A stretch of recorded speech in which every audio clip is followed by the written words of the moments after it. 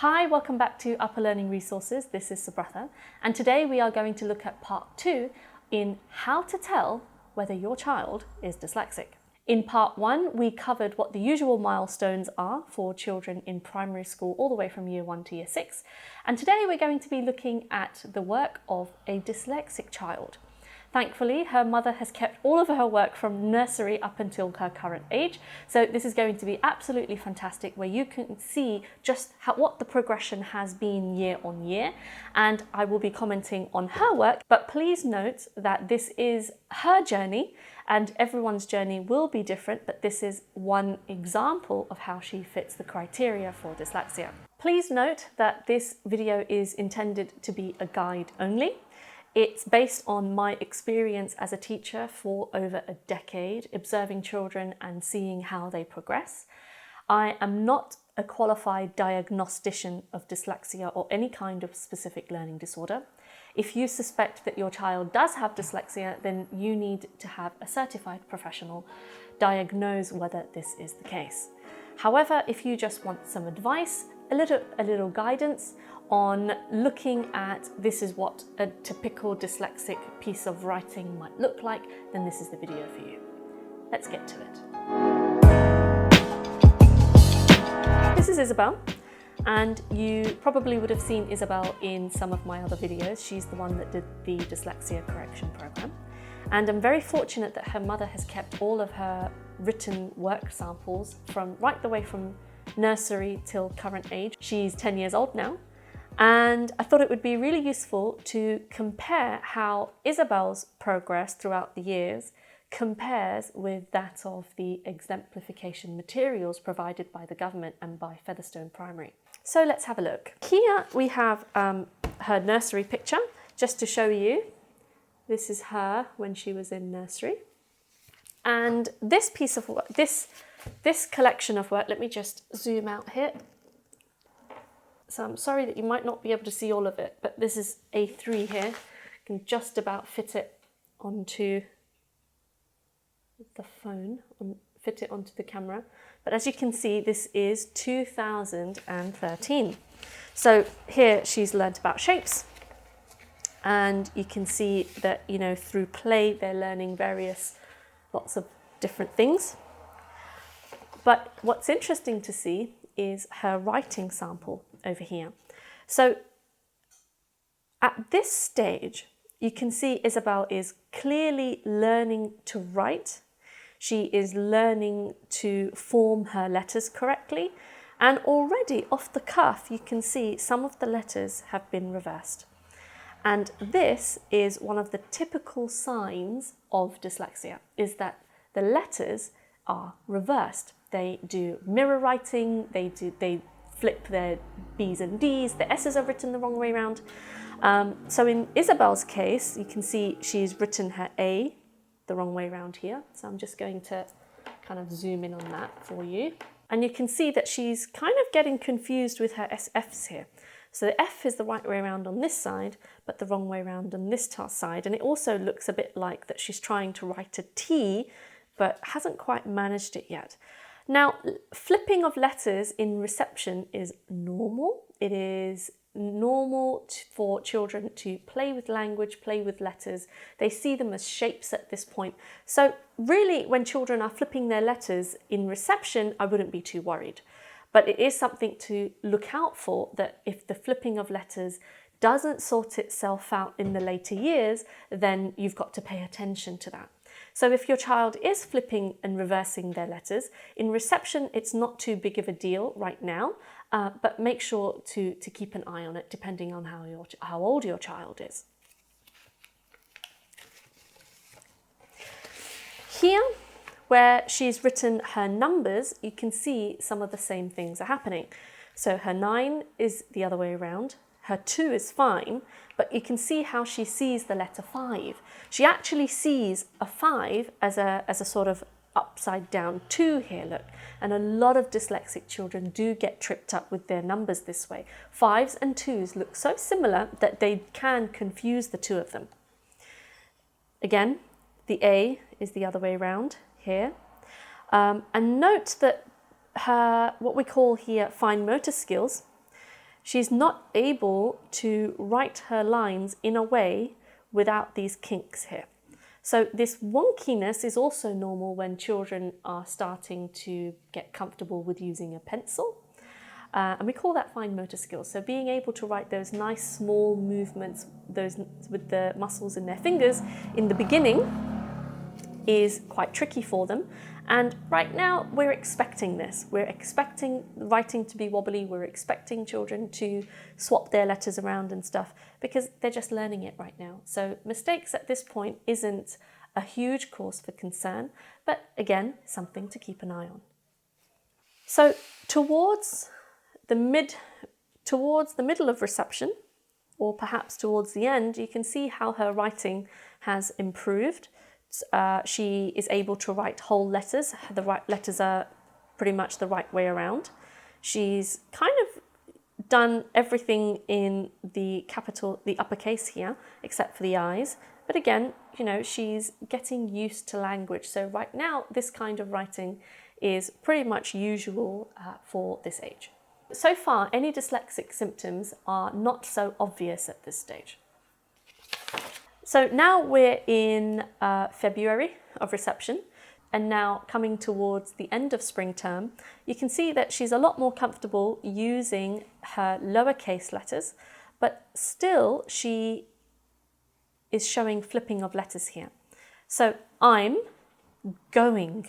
So you can see she's actually experiencing some disorientation with E's and G's. She sees a G as an E, and her A's are still backwards here. So I'm going to a castle.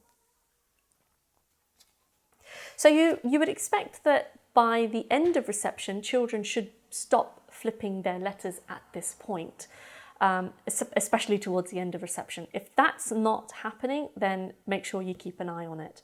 You'll find that dyslexic children take a lot longer to master their letter formations than their neurotypical counterparts. So that's reception. So you can see in reception they learn a lot through play. So you'll find that teachers do lots of assessments by hand. So you can see they're exploring water, they're exploring shapes here, and doing number work over here, and everything is so much more concrete. And in reception, the focus is learning through play. So here's an example of Isabelle's Year 1 literacy work. Now, it's only in Year 1 that things start to get more formal. You have the typical classroom layout where you have lots of desks and you've got the teacher teaching at the front and the children sitting, listening to the teacher and then being able to go off and do the activity. So in reception, where they might have spent 15 minutes, 20 minutes maximum writing a piece of work, now they're going to have full hour literacy lessons.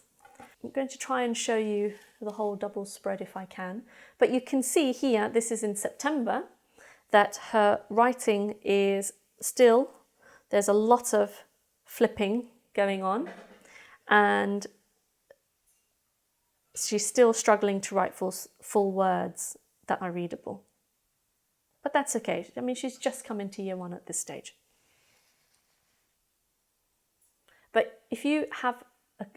But if we compare to the Year 1 exemplification materials, you can see the stark contrast.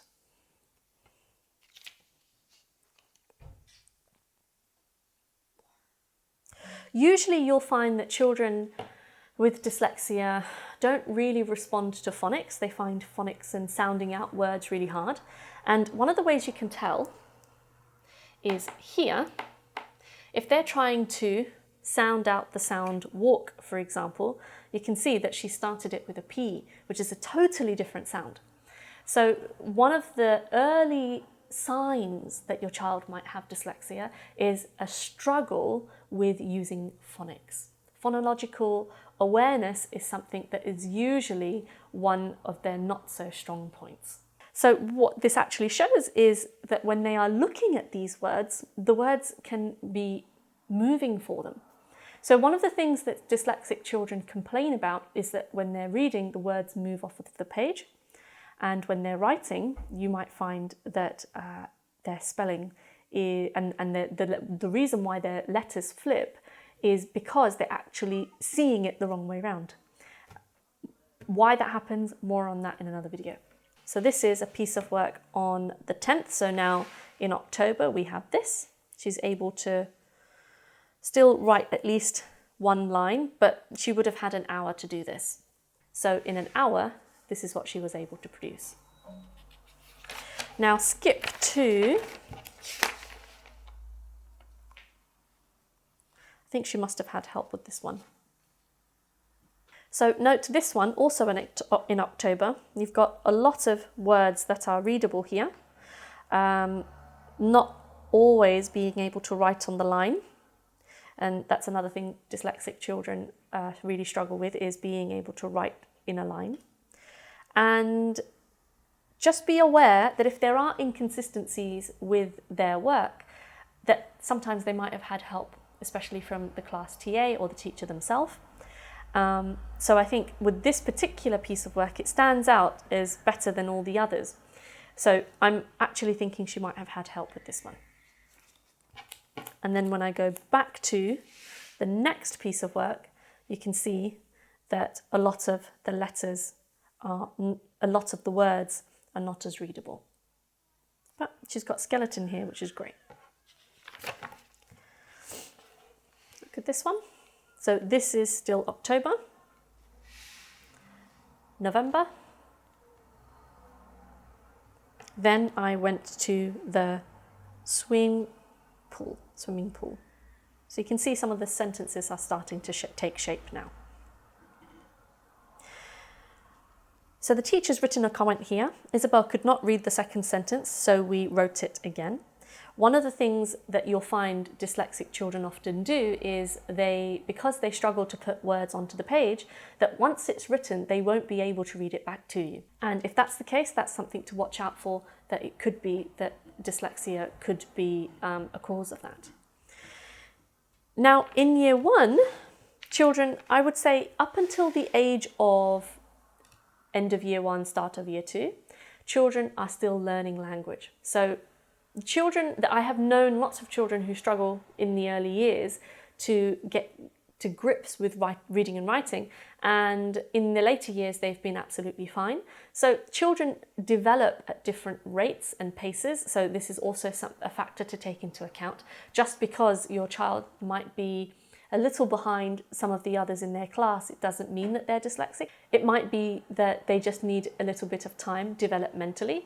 So really, when they're such a young age, unless there's something really starkly in contrast, that you might find that they're not interacting with their friends as much as the other children, we wouldn't really have this as a cause for concern either.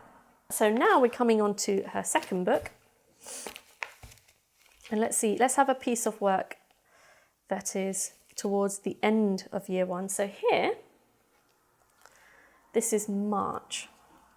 So you can see now we're starting to see a difference in her sentences. All the letters are also starting to fall into place. So lives, so some spelling issues here still, likes, but not starting to use some full stops, but not consistently. And here is a piece of work from June. So she's joining up her handwriting now, which is excellent. Spelling coming in quite nicely, but again, have to wonder how much help she had with this at the time. Here, the aliens snuck in the rocket. So here, she needed a full stop, still not quite using full stops yet, or capital letters, but able to write a good paragraph within the time. So if you compare, so this is another piece of work in June as well. So here is the date June, and she's meant to write an imaginative story with a beginning, middle and an end. So I'm taking it, this needs to be a longer piece of writing, but you'll find that this is a stark contrast with the piece of work that I just previously showed you. I think this was done a lot more independently because you could kind of see where she needed a bit more help, and there's none of the spellings written correctly here. So if you compare this to Year 1 exemplification materials, you can really start seeing the contrast now. Another piece of work from June. I think she was having an off day the other day, so writing a diary entry. You can see the handwriting really starting to neaten up. Some of the spellings are there, some of them not.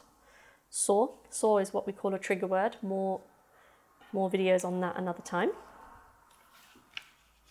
But able to write a nicely written piece of work.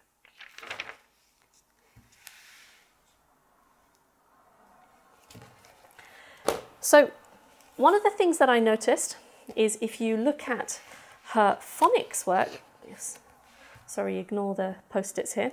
So if you look at her phonics work, usually in Year 1, they have the phonics testing. So this would be a lesson dedicated to just phonics, preparing them for that test. So let's have a look. So if you look at her first lesson that she had with her phonics, where she's having to match the different words to the pictures, already you can see some of the confusion that she's experiencing. This is clearly the hay, but she's put play, and this is play, and she's kind of switched the play and the hay around. Clearly this is the tray, not this one. And she's turned her A's around every single time. So you can see that dyslexic children don't do very well with phonics. We will do another video on that later as to why that is. But right now, the only thing that you need to take note here is that if they have exceptional trouble with phonics, chances are that they're probably dyslexic. So when schools do phonics work, they will usually find a common theme of sounds. So this makes the sound E, and an I by itself can also, in this case it's an I, but an I by itself will also make the sound I. So tie, die, lie, cried. So all the different varieties in which you can find the same I or I sound, they will try to teach them. But because dyslexic children are very visual, now I wouldn't say that that was necessarily a disadvantage, but it's actually an advantage, which really brings up a whole debate in itself, which again is another video for another day. You might find that because they learn very visually, the fact that this is being taught to them in this way can be very confusing for them. So in this case, she was able to match the right words to the right meanings. Letter flipping, still apparent. This is some group work that they've done. You can still see letter flipping is still consistent there. And usually you'll find that they won't be able to complete any kind of phonics work without much support. So that's a Year 1 phonics book. I also thought it would be worthy of mention to showcase Isabelle's art. You can see that her artwork here is looking really good. So you can see where she's been exploring. So you'd find lots of children do artwork where they don't usually use the entire page, and Isabelle's got great perspective and scale here, being a visual learner, and she's used every space, and the colours that she used is using up all the space too. So her technical drawing skill is also fantastic. She drew this in Year 1. So you might find that if your child is artistically gifted at an early age, could also be indicative of dyslexia. Year 2. There's a few pieces of work I want to draw your attention to. She is consistently joining her handwriting. Sentences are looking a lot better. Use of full stops, but again, not always consistent. And you can see here that she's using her sounds, but her spelling isn't quite there yet. So she's had to correct this. So this is in September.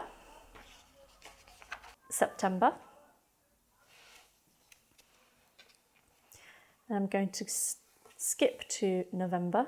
She's able to write a much clearer piece of work. You can see she's given up on the joined up handwriting here. And you can see that she's able to write a good amount here, but if you actually read her sentences, it's not making as much sense as we'd like. One night, Max is room, I'm not sure what that word is, into a forest. Room turned into a forest. So you can see here, Max is. So not using past tense here. So you'll find that dyslexic children often struggle with using past tense words like was. She hasn't quite got her spelling down yet, but her letter flipping seems to be okay.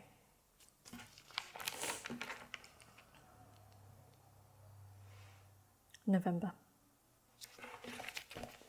Here's a piece of work in February of the next year.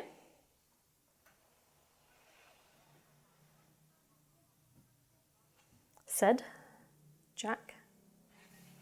Climbed, said Jack. And you can see said with the B. She's got B and D confusion. At this point, her piece of work is starting to look really dyslexic, especially when she's doing this. So if your child is confusing their B's and D's, then especially in year 2, it's starting to become a cause for concern. Fast forward to June, and I think she's written a really brilliant piece of work here, and you can see how much her writing has come along. However, I think the teacher is quite concerned about her B's and D's still, because the teacher has written a little comment here to say, look, D is for dog and B is for bed.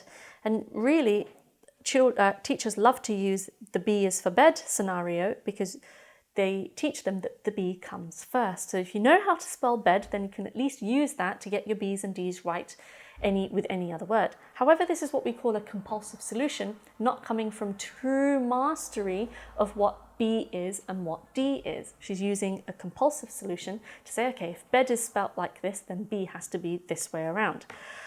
This is proof that the B's and D's still hasn't settled, and the teacher has clearly identified this and is a cause for concern right now. If your child is writing in this sort of a way, with their handwriting really coming together really nicely, and you can see that the letters are pretty much in the same size, writing on the line, sentences make sense, but then they're getting their B's and D's flipped or their S flipped, then I think something is wrong. So at this point would be a great time to bring up your concerns with the school. The earlier you do it, the better.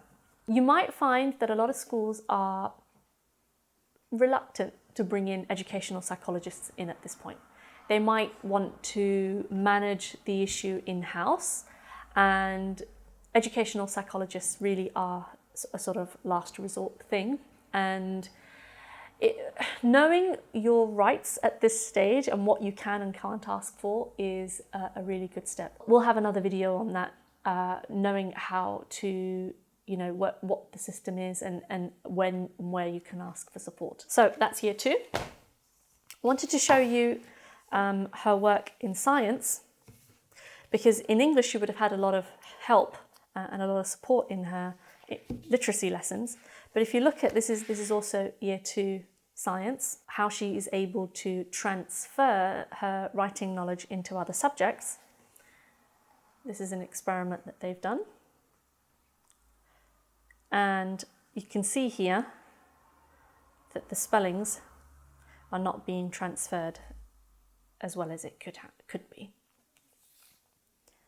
So this is at the start of the year, and towards the end, in June, here's a piece of work, and you can see that there isn't much improvement with the spellings here either. So we've got orange, potatoes.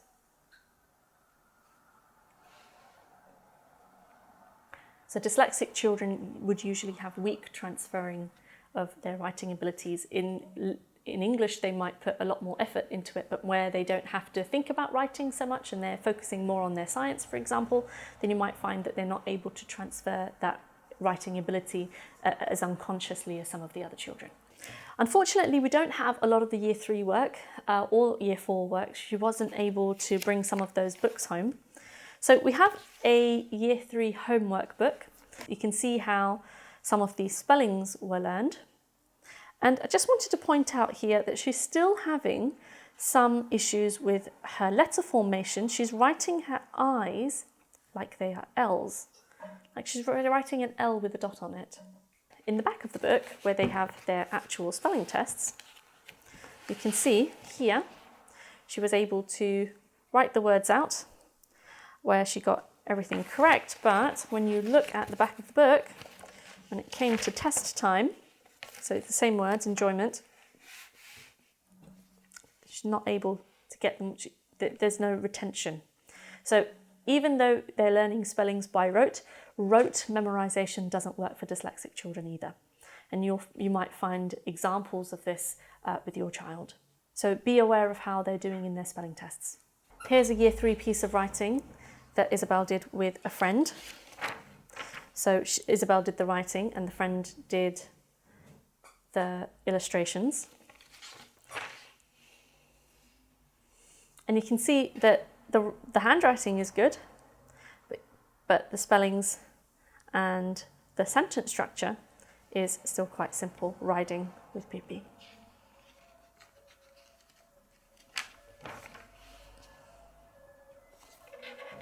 This piece of work was done in Year 3. My cat makes me happy because when she sleeps, she always looks so cute, and she is 3 weeks old. It kind of gives you an idea as to how they hear the words as well. Always, always, always. Weeks, cute. So consistent spelling mistakes like this means that when they are trying to sound out the word and it's not working for them, then these kind of mistakes start appearing. So by the time she gets to Year 3, and really if you compare again to the exemplification materials, you can see the stark contrast here. So this is a piece of work that Isabelle and I have been working on week by week, and by this time she is in Year 4.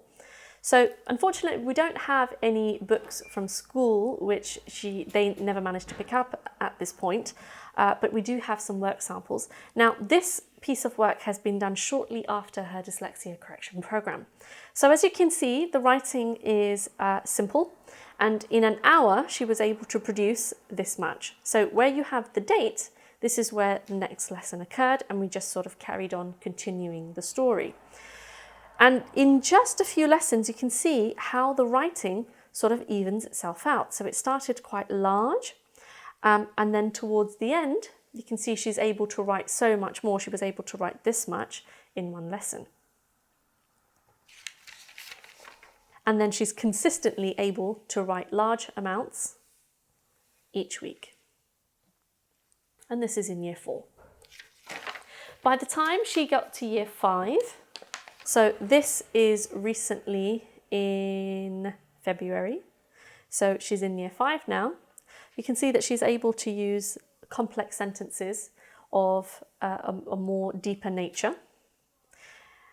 And here, then when they went up the stairs, they saw this beautiful golden silk carpet going down the stairs.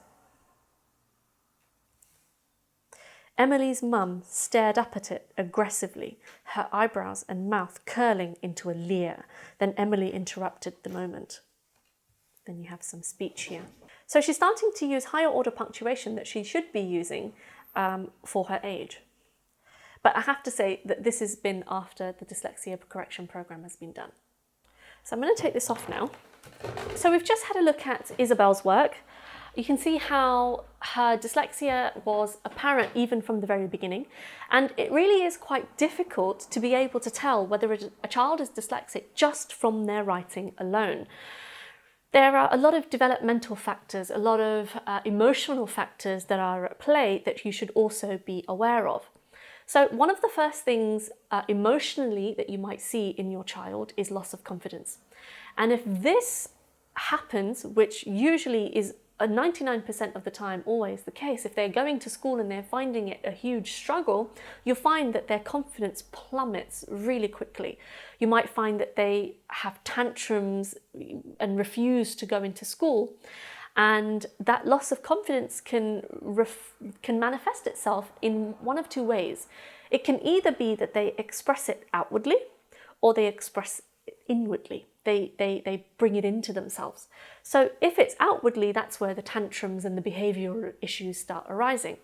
But if they make it inward, then one of the ways that that might present itself is the child might be more withdrawn. They might be a lot more anxious. They might complain of a lot of headaches because they're just having to work so really hard just to, it's like the swan with the paddling underwater. It might seem on the outside that they're doing okay, but you just don't realise just how hard they're working just to keep on top of the schoolwork and the demands of school. They might find it incredibly stressful. So these are all things to watch out for. The other thing is little things that might occur when they're reading. So for them, reading would be an effort. They might omit words, they might put words in that are not there, they might read quite fast because they just want to get it over and done with. And these are all what we call compulsive strategies to deal with the fact that they find reading quite hard. And another behaviour issue that could result is that they might prefer being the class clown.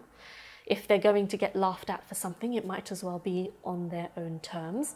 So you might find that that's one of the strategies that they adopt in order to gain some element of control in an environment that they find highly stressful. They might find they would have difficulty reading aloud, so they might do everything in their power to avoid reading aloud in front of others. Sometimes they might confuse left and right, so they might have directional issues as well. Some dyslexics have trouble with sequencing, so if you give them too many instructions at once, they might actually not know what to do first, so they might have sequencing issues. Sorry for the patchwork job, guys. There is one more thing, and that is bedwetting. Usually children go through potty training at around 2 years old, but dyslexic students can have issues with bedwetting, daytime wetting and nighttime wetting, all the way up to 5 or even 8 years old. It's not uncommon.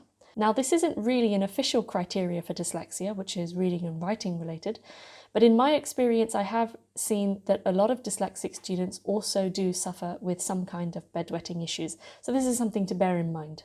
So these are the criteria for dyslexia as per the DSM-5, the Diagnostics and Statistics Manual of Mental Disorders.